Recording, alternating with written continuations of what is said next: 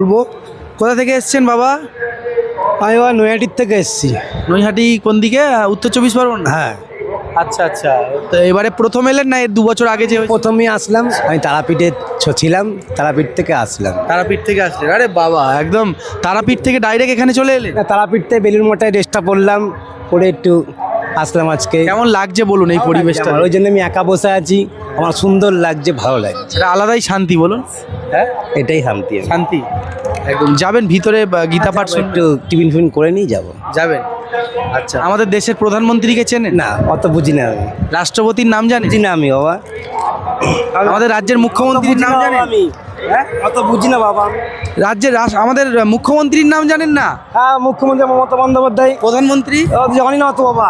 রাষ্ট্রপতি? আমি অত দেশের জাতীয় সঙ্গীত কি? বুঝি না। হ্যাঁ? বুঝি না আমি। জাতীয় সঙ্গীত জানেন না? আমি বুঝি না বাবা।